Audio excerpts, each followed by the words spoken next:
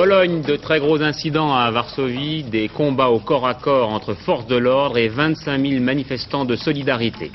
Malouine, pas de répit dans la guerre sur mer, un patrouilleur argentin coulé, 2 autres bâtiments gravement endommagés. Le chef de l'État dans le Limousin appelle à l'unité nationale et à la solidarité contre l'insécurité. Et puis demain, à Chicago, le procès intenté par les victimes bretonnes de l'Amoco Cadiz. Mesdames, Messieurs, bonsoir. À nouveau, en effet, la Pologne à la une de l'actualité ce soir. Ce qui s'est passé, en effet, tout à l'heure, à Varsovie, témoigne d'un état d'esprit qu'on avait dit disparu. Plusieurs dizaines de milliers de manifestants, 25 000, nous dit l'Associated Press, s'étaient rassemblés dans le quartier ancien de la capitale pour marquer solennellement l'anniversaire de la Constitution du 3 mai 1791, c'est-à-dire la plus libérale que la Pologne ait connue. La police est arrivée, elle a été accueillie au cri de Gestapo, à Balaginte, elle a poursuivi les manifestants, elle a chargé, il y a même eu, nous dit-on, des combats au corps à corps. Alors j'appelle tout de suite sur place Jacques-Michel Tondre. Répondant à l'appel lancé par les dirigeants de Solidarité passés dans la clandestinité, plusieurs dizaines de milliers de personnes se sont rassemblées à Varsovie cet après-midi pour marquer l'anniversaire de la Constitution de 1791. Les manifestants portaient des drapeaux polonais et des banderoles du syndicat libre suspendues. Très vite, les cris de « Libérez Wałęsa »,« Libérez Solidarité » ont retenti. Les forces impressionnantes de la milice qui entouraient la vieille ville de Varsovie ont alors demandé à la foule de se disperser, mais les manifestants ont conspué la milice, scandant « Gestapo » et « Abat la junte ». Les affrontements ont commencé vers 16h30. La milice a chargé à plusieurs reprises à coups de grenades lacrymogènes et de canons à eau. De véritables combats au corps-le-corps ont eu lieu selon les journalistes présents. Les manifestants attaquant les forces de police avec des pierres, des briques, voire leurs propres grenades lacrymogènes. Des barricades ont été dressées dans la vieille ville et selon les dernières informations parvenues de Varsovie, des heurts continueraient en ce moment. Ce sont de loin les incidents les plus graves qui se soient produits depuis la proclamation de la loi martiale il y a près de 5 mois et qui remettent en question le récent assouplissement octroyé par le régime du général Jaruzelski en raison, avait-il dit, de l'amélioration de la situation en Pologne. Aujourd'hui, Solidarité vient de le démentir de la manière la plus cinglante. Oui, c'est aujourd'hui précisément que s'ouvrait la session de printemps de la Diète, c'est-à-dire du Parlement, en présence du général Jaruzelski, qui lui aussi fêtait à sa manière la Constitution démocratique de 1791. Et presque au même moment, le pape, dans les jardins du Vatican, déclarait devant quelques 500 pèlerins polonais qu'il était moralement tenu d'aller en Pologne cette année, en août, pour le 600e anniversaire de la Vierge Noire de Częstochowa. Il a mis au défi les autorités polonaises de créer des conditions favorables pour rendre ce voyage possible. Après une série de voyages à l'étranger et avant le sommet des pays industrialisés dans un mois à Versailles, le chef de l'État avait tenu à se rebaigner dans les problèmes français sur le terrain. C'est donc le Limousin qu'il a choisi pour un voyage de 2 jours et dès son premier discours à Guéret, dans la Creuse, il a lancé, vous allez entendre, un appel à l'unité nationale. Je remplis donc mon contrat en réalisant le programme sur lequel vous m'avez élu, vous en majorité, mais je m'adresse maintenant à celles et ceux d'entre vous qui n'ont pas choisi ce programme. Ils en avaient le droit. Qui n'ont pas choisi ces élus, ils en avaient le droit. Et ils le gardent, et ils doivent le garder. Je veux dire à ceux qui participent à la vie de la minorité politique, ils sont aussi les bienvenus. C'est cela notre démocratie. Les lois sont faites pour tous. Elles doivent protéger quiconque relève de notre communauté nationale. Il ne peut pas y avoir de victoire durable d'une fraction de la France contre l'autre.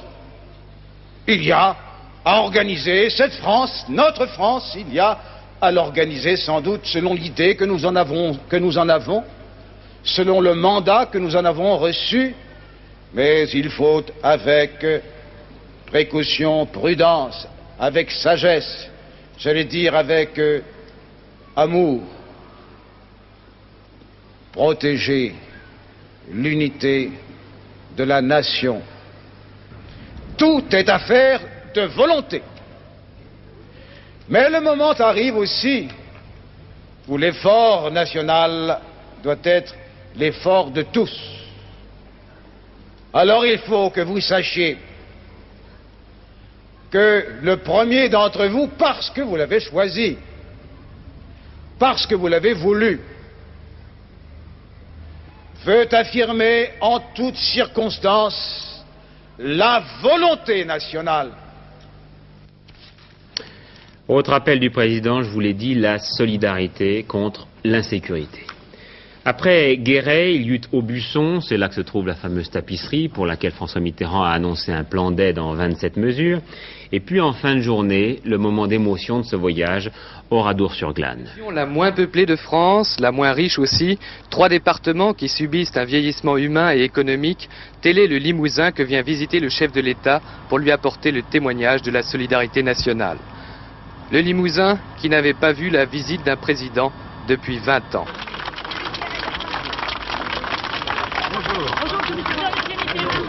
À Guéret comme à Aubusson, François Mitterrand a provoqué les contacts avec la population.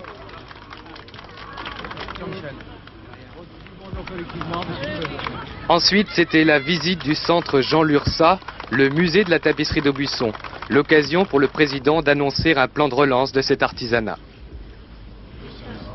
Puis François Mitterrand s'est rendu en visite privée chez un camarade de résistance, M. Jean Védrine, cofondateur avec lui en 1943 du mouvement des prisonniers de guerre.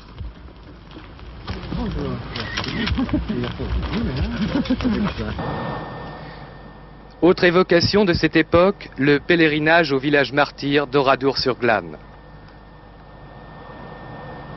Le 10 juin 1944, en représailles, 642 habitants étaient massacrés ici par les nazis. Parmi eux, 252 enfants. Il est des moments, a dit le chef de l'État, où il faut savoir rentrer en soi-même et retrouver la permanence de l'unité nationale. Première réaction à cet appel à l'unité dont je vous parlais tout à l'heure du président de la République, celle du secrétaire général de l'UDF, Michel Pinton. Il est à craindre, dit-il, que ce ne soit qu'un vœu pieux. Alors avec vous, Noël Copin, revenons sur cette petite phrase du président. Il faut qu'aucun Français ne se sente exclu de l'unité. Je dirais d'abord que ce langage, le président de la République le tenait presque mot pour mot il y a presque tout juste un an au moment de son élection. Le soir même de cette élection à Château-Chinon, le 10 mai, il disait « Nous avons tant à faire ensemble » et le 21 mai, alors qu'il entrait à l'Élysée, il proclamait sa volonté de rassembler les Français et de créer une véritable communauté nationale. Il reprend donc le même thème avec peut-être moins de solennité qu'en ces circonstances exceptionnelles, mais peut-être aussi avec plus de chaleur, et je crois que les observateurs et les journalistes retiendront qu'il employait aujourd'hui le mot « amour ». Oui, amour, effectivement, en politique, c'est pas un mot qu'on emploie beaucoup, et c'est un appel qui évidemment prend un sens un peu différent un an après l'élection. Eh bien oui, car depuis, l'opposition s'est ressaisie, il a repris de la vigueur, et je crois que ses critiques les plus sévères concernent surtout, depuis le fameux congrès socialiste de Valence au mois d'octobre, et ces critiques concernent surtout ce qu'elle appelle l'intolérance des socialistes. Et hier encore, Jean-François Degnaud ironisait sur les dogmes catholiques du XIXe siècle, l'Immaculée Conception et l'infaillibilité pontificale, pour dénoncer cette gauche qui se disait elle-même sans péché et qui se disait également seule à détenir la vérité. Et apparemment, il ne s'agit quand même pas pour autant de changer de politique. Eh bien non, et d'ailleurs le président de la République le dit clairement, lorsqu'il y avait des gouvernements de droite, il ne faisait pas une politique de gauche. Pourquoi le gouvernement de la gauche ferait-il une politique de droite? Il s'agit donc bien de poursuivre la politique annoncée. Le président de la République reprend une notion sur laquelle il avait insisté également dès le début de son mandat, et c'est l'idée du contrat conclu entre lui-même et ses électeurs, entre lui-même et la nation. Mais ce contrat, il s'agit de le faire admettre. Le président, dit-il, doit faire accepter par la persuasion et non pas imposer ce qu'il considère comme le bien du pays, ce qui pourrait être finalement une nouvelle définition de la démocratie. Le Premier ministre, lui, était à Mourmelon, dans la Marne, où on lui présentait l'armée de terre. Il a évoqué le problème de la réduction du service national. L'objectif à 6 mois, a-t-il dit, n'est pas abandonné. Mais pour l'instant, le moment n'est pas venu. Les suites de la polémique sur la légitimité du pouvoir, une question de Lionel Jospin cet après-midi dans Le Monde. Certains hommes de droite acceptent-ils l'alternance? Claude Labbé cet après-midi à l'Assemblée a préféré ne pas envenimer la polémique qu'il avait déclenchée la semaine dernière, mais ne regrette pas pour autant ses propos. J'ai agi, c'est vrai, en un moment où, comme beaucoup de Français, j'étais très préoccupé par le sort de la France et cette idée reste très vive pour moi. Au lendemain de l'attentat de la rue Marbeuf, quel est le Français qui ne ressentait pas avec beaucoup d'anxiété ce sentiment d'insécurité en face de la violence? Et j'ai voulu frapper assez fort, brutalement sans doute, et m'adresser au seul responsable, qui est le président de la République. Je l'ai fait sans doute avec excès. Mais je ne regrette pas aujourd'hui de voir que le président de la République, dans ses propos, ceux qu'il a tenus à Copenhague, ceux qu'il a tenus dans la Creuse, bon, je ne dirais pas me répond, je n'ai pas cette prétention, mais répond dans une certaine mesure à cette inquiétude très vive des Français. Et mon Dieu, si ma déclaration n'a servi qu'à cela, à donner au président de la République une conscience un peu plus vive de sa responsabilité, eh bien alors là, je ne regrette rien. Le conseil politique du RPR, auquel participait tout à l'heure Claude Labbé, s'est surtout préoccupé du projet Auroux sur les droits des travailleurs dans l'entreprise. Pendant ce temps, à l'Assemblée, on poursuivait article par article l'examen du projet de loi sur l'audiovisuel. Les choses vont beaucoup moins vite que prévu. On en est pour l'instant à l'article 20 qui a été adopté à l'instant et qui concerne la composition de la haute autorité. Rien de changé par rapport au projet initial. Social, bien rien de nouveau à Aulnay-sous-Bois. Chez Citroën, la direction a déclaré ne pas vouloir négocier sous la menace. À la CFTC, le début d'une semaine d'action en faveur de l'école privée. Au ministère des Transports, pas de commentaire officiel sur la prochaine gratuité de la carte orange en région parisienne. Le projet viendra prochainement en Conseil des ministres. En revanche, une certitude depuis tout à l'heure, l'essence va augmenter, disons les carburants vont augmenter, le 12 mai d'environ 6 centimes pour le super, le gazole et le fioul domestique et d'1 centime seulement pour l'ordinaire.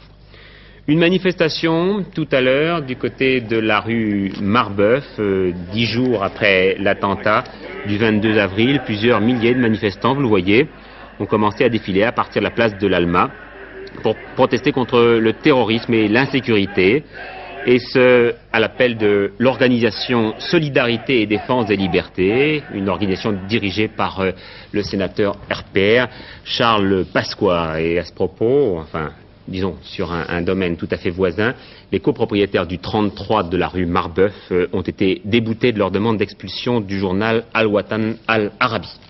Les images que vous voyez ne sont pas de la rue Marbeuf, mais de la mosquée de Romans dans la Drôme, qui a été détruite cette nuit par un attentat. C'était un bâtiment rénové qui devait prochainement abriter les réunions de la communauté musulmane de la ville. Voilà pour les informations politiques et économiques de la journée en France. Nous en venons bien sûr maintenant au Malouines. La guerre a en effet fait toujours rage sur mer. Londres et Buenos Aires n'ont cessé de nous inonder de communiqués dans la journée. Les deux capitales font ce soir les comptes et à cet égard ce sont les Anglais de toute évidence qui ont marqué l'avantage aujourd'hui. Un bateau coulé, 2 autres gravement endommagés. Philippe Rochaud. Voilà comment la marine argentine a perdu ce matin le seul croiseur qui faisait la force de sa flotte, le général Belgrano. Ce navire de 14 000 tonnes patrouillait au sud de la Terre de Feu à plus de 300 km des Malouines quand il a été touché par plusieurs torpilles lancées par le Conquérant, l'un de ces 3 sous-marins nucléaires britanniques envoyés dans l'Atlantique Sud. Quelques heures plus tard, 2 hélicoptères britanniques Lynx du porte-avions Hermès attaquaient 2 patrouilleurs argentins. L'un d'eux a été coulé par ces torpilles téléguidées, l'autre sérieusement endommagé. Ces 2 navires argentins se trouvaient à l'intérieur de la zone d'exclusion des 200 000 interdite à la navigation par les Britanniques. Simple bateau de surveillance équipé de 2 canons de 22 mm avec à bord une quinzaine d'hommes, il ne représentait pas un réel danger mais pouvait mener des opérations de harcèlement contre la flotte britannique. C'était donc un avertissement. Il prouve en tout cas que Londres veut augmenter sa pression militaire sur les Malouines. L'armée britannique envoie du renfort. Elle vient de réquisitionner le Queen Elizabeth II qui s'apprête à lever l'ancre pour l'Atlantique Sud avec à bord plus de 3000 hommes. Ils viennent de subir un entraînement spécial ultra secret au pays de Galles. L'Angleterre, qui a dit non au plan de paix proposé par le Pérou, s'attend visiblement à un siège de longue haleine autour des Malouines. Pendant ce temps, les diplomates ne désespéraient pas de parvenir quand même à une issue pacifique. Le Britannique Francis Pym était aux États-Unis, mais pour cela, apparemment, Édouard Laure, son attitude est plus dure qu'on s'y attendait.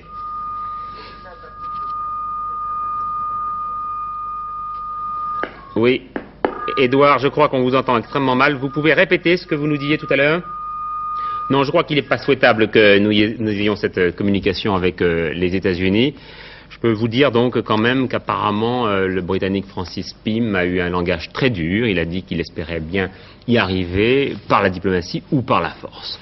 Par ailleurs, les militaires argentins ont envoyé une mission au Pérou qui avait proposé une tentative de médiation ce matin, tentative rejetée par Buenos Aires. Quant aux Cubains qui se sont sans équivoque rangés du côté de l'Argentine, eh bien, ils ont expliqué aujourd'hui leur position au gouvernement français. Le vice-président du Conseil d'État cubain rencontrera demain un certain nombre d'interlocuteurs à l'Élysée et à Matignon. Alors il est temps justement d'en voir où sont les soutiens des forces en présence, quelles sont leurs possibilités. La situation politique et militaire a radicalement changé au moment précis où les États-Unis ont décidé d'appuyer sans réserve la Grande-Bretagne. Donc, de médiateurs, les Américains sont devenus partie prenante dans ce conflit, ce qui pousse obligatoirement les autres pays et les autres puissances à se déterminer. Alors d'abord les Soviétiques. Pour l'instant, le Kremlin reste très prudent, la flotte soviétique est trop loin de ses bases, et ce sont les Cubains qui, eux, ne sont qu'à 5000 ou 6000 km des opérations qui pourraient servir éventuellement de relais en munitions et en carburant pour le gouvernement argentin. Diplomatiquement, les Soviétiques appuient eux aussi sans réserve Buenos Aires avec tous les pays d'Amérique latine et tous les pays du tiers-monde. De plus, de sources américaines, on affirme que le Kremlin a, disons, renforcé son observation satellite au-dessus des îles Malouines depuis le début de la crise. Les renseignements et l'exploitation de ces informations bénéficient bien sûr au gouvernement argentin. Les Américains, maintenant, ils affirment qu'ils n'interviendront pas militairement. Ce qu'ils ne disent pas, en revanche, c'est que la flotte britannique dispose, et c'est une des grandes raisons de sa supériorité, elle dispose, cette flotte, de toutes les informations militaires données par les radars, les satellites, les avions AWACS américains, et qui sont transmises minute par minute au commandement anglais. De plus, la flotte britannique envoyée aux Malouines, aux îles Malouines, fait partie de la flotte de l'Atlantique, donc tout à fait rompue aux exercices de l'OTAN. Sans compter que les Anglais peuvent s'appuyer sur la base américaine de l'Ascension en plein Atlantique, équipée en électronique elle aussi, écoute satellite et sous-marine. Diplomatiquement, enfin, les Américains ont lâché l'Argentine et ils risquent fort de se mettre à dos tous les pays d'Amérique latine. Tous les éléments d'un conflit entre l'Est et l'Ouest sont donc réunis, mais ce conflit est peu probable, du moins pour l'instant, dans la mesure où il est évident que les Britanniques essaieront dans les jours qui viennent de faire alterner, si vous voulez, les coups de force militaires et les tentatives de négociation. Quoi qu'il en soit, les Britanniques et les Argentins s'engagent dans une guerre de très longue durée avec tous les risques d'internationalisation possibles. Enfin, encore un mot sur les affaires du monde pour vous dire que cet après-midi, Ronald Reagan a accepté la proposition soviétique d'un sommet avec Léonid Brejnev à l'automne prochain. Restons quand même sur le sol américain pour évoquer un drame qui a meurtri tous les Bretons et tous les amoureux de la nature, la catastrophe de la Moko Cadiz. Il y a maintenant 4 ans de cela. C'est demain, en effet, à Chicago, que va s'ouvrir le procès intenté par l'État et toutes les communes touchées. Jérôme Camilly fouille dans nos souvenirs et nous commande de très belles images sous-marines tournées par nos équipes spéciales. La Moko Cadiz, un monstre de 338 mètres de long, 220 000 tonnes d'hydrocarbures. Au matin du 17 mars, il est là, à 2 km de Port-Salle, drossé sur les rochers, coupé en deux. C'est le résultat d'un étonnant scénario. 11 heures de tractation mercantile entre la société Amoco International, les assureurs et la compagnie de remorquage après une avarie de barre. Les autorités françaises ne seront prévenues qu'à l'issue de ces 11 heures inutiles. Un balai d'hélicoptères arrachera alors les 43 marins de l'Amoco. Pour eux, le drame est fini. Pour la Bretagne, il commence. Nous sommes à quelques 100 mètres de l'Amoco Cadiz. Et le spectacle est vraiment très impressionnant, je vous assure. On entend des bruits sinistres qui se dégagent du bateau par les vagues. Et lorsqu'on dit que le pétrole ne coule plus, eh bien je crois que c'est une légende. Puisqu'il suffit de regarder à l'endroit où nous sommes. Vous voyez ma main. Si je plonge ma main davantage, il en ressort du pétrole. Je crois qu'il y a 30, 40, 50 centimètres. Je ne sais pas exactement combien il peut y avoir de pétrole ici. Aujourd'hui, à 500 mètres des côtes de Port-Salle par 30 mètres de fond, une épave dépliée comme un journal, la Moco Cadiz, une épave semblable à toutes les autres, envahie peu à peu par les plantes sous-marines.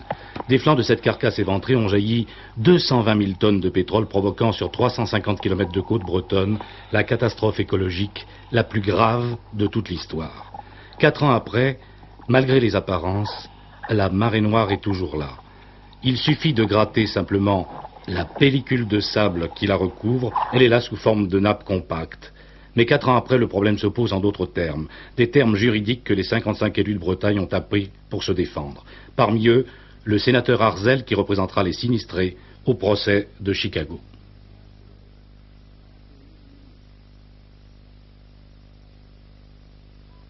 Il a plusieurs raisons d'être, notre procès. Il doit bien sûr nous permettre d'obtenir que l'on prenne enfin les moyens pour que nous ayons cette prévention, car sans ça, nous allons passer toute notre vie et les générations qui viennent avec la même angoisse de voir tous les ans des navires s'échouer sur nos roches. Il faut donc par tous les moyens que ce procès mette en place une jurisprudence et oblige des pays à modifier le droit maritime. Principale victime de la marée noire, les ostréiculteurs y demandent un complément d'indemnité. Je vous dirais que sur le plan perte, il est évident que nous pouvons être optimistes, car c'est sûr, nos pièces sont comptables et nos entreprises ont été fermées. Maintenant, nous avons une crainte que ce procès dure des années et des années, et que nos avocats nous pompent au fur et à mesure peut-être l'argent que l'on touchera. C'est demain que le dossier de la Moco Cadiz sera ouvert à Chicago, à des milliers de kilomètres de Port-Salle. Un dossier ouvert pour des années peut-être.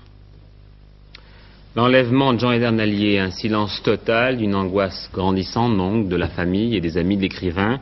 Voilà 8 jours que l'on est sans nouvelles de lui, à l'exception de ce billet signé donc de lui mercredi dernier. Les mystérieuses brigades révolutionnaires françaises ne sont toujours pas manifestées. Christine Allier, l'épouse de l'écrivain, a lancé hier soir encore un appel pathétique aux ravisseurs de son mari. Les sports maintenant, avec un mois de mai décidément très faste pour la Juventus de Turin, l'équipe italienne de football qui accueillera dans ses rangs à l'automne Michel Platini. Elle a en effet récupéré de plus sa pièce maîtresse, Paolo Rossi, suspendu pendant 2 ans et à l'écart de tous les terrains pour faute professionnelle. Eh bien, Paolo Rossi, vous allez le voir, n'a pas manqué sa rentrée. Coup franc, la tête de Paolo Rossi trouve le ballon, but. C'est la fête. Tout le monde se demandait ce qu'allait faire Paolo Rossi après 2 ans d'inactivité, de punition pour une sombre histoire de match truqué. Lorsqu'on a donné les noms des joueurs, celui de Rossi a été acclamé, même par les supporters, les tifosi de l'Udinese qui recevaient la Juventus. C'est que cette année, l'Italie a joué 2 matchs et elle a été battue 2 fois. 2-0 contre la France, 2-0 contre l'Allemagne de l'Est. Un désastre. Le seul espoir en Espagne, c'est Paolo Rossi, qu'on appelle d'ailleurs Pablito, pour ses exploits en Argentine. Donc Paolo Rossi est revenu, le sauveur de la patrie, ou du moins du football italien, après 2 années de purgatoire.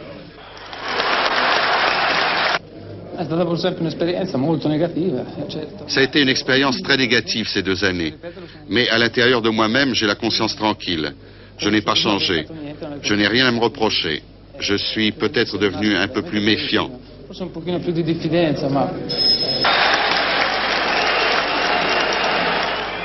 Sur le terrain, on ne pardonne pas à Pablito d'être le meilleur. Mais le public, lui, a pardonné les 2 ans de suspension. En tout cas, la Juventus n'a pas hésité à engager Pablito. Avec Boniek, Paolo Rossi et Michel Platini, la Juventus devrait faire un malheur la saison prochaine en Coupe d'Europe. Paolo Rossi connaît bien Michel Platini.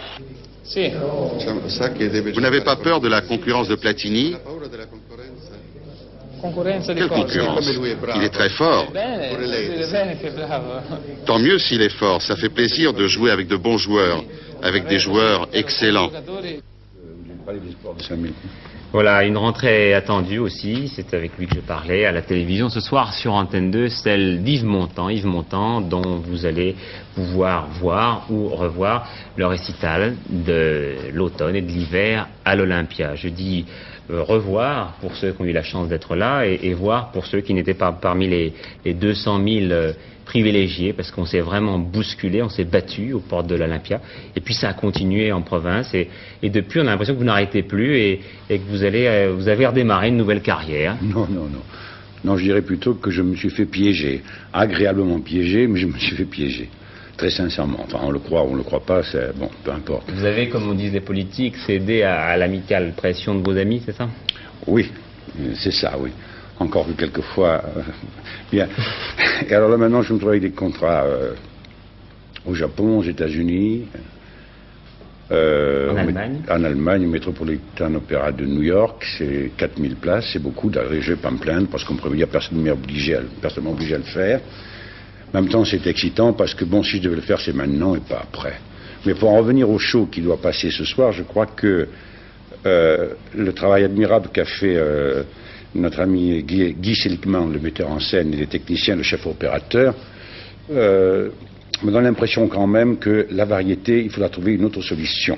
Je pense que la variété, elle est valable ou une pièce de théâtre ou un opéra, comme l'a dit si justement monsieur Rolf Lieberman, dans une émission, c'est valable si c'est fait vraiment en direct sur le moment même, en louant par exemple un palais des sports, ou en louant par exemple, je ne sais pas, même un grand stade, et sur des écrans géants de 8 ou 12 mètres de hauteur, voire par exemple, imaginez quand les Rolling Stones vont venir au Parc des Princes, que je souhaiterais très vraiment, vous les voyez vous-même en direct. C'est-à-dire que tout d'un coup, vous avez donc la fragilité des interprètes, ou de l'interprète, homme ou femme, l'insécurité, le danger. Et vous commencez de A jusqu'à Z, vous ne pouvez pas reprendre, n'est-ce pas, comme on peut reprendre quelquefois. Et vous êtes capable, vous, de jouer le jeu? Ah oui.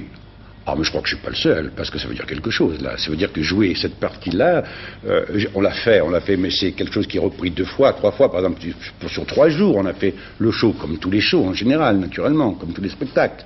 Mais je pense que c'est ça, et je crois que les gens se déplaceraient, iraient certainement au Palais des Sports, pour voir une attraction qu'ils aiment bien, quitte à mettre même 20 francs à la place, plutôt que de rester devant cette petite boîte qui, malgré tout, même si c'est très bien fait, et c'était très bien tourné par Guy Seligman, je tiens à le répéter encore une fois, ça reste dans une petite boîte, quoi. Yves Montand, vous dites souvent du bien des gens qui vous entourent et du monde en général. Et puis c'est vrai qu'on a eu du mal à trouver des gens qui disent du mal de vous. Vous êtes un des Français les plus populaires. On a quand même trouvé quelqu'un qui dit pas du mal de vous, mais qui, dans son approche, vous allez le voir, a quelque chose qui devrait vous interpeller. C'est un chanteur, comme vous, il s'appelle Charles-Élie Couture. Regardez ce qu'il nous disait il y a à peu près 2 mois de ça dans Antenne de Midi.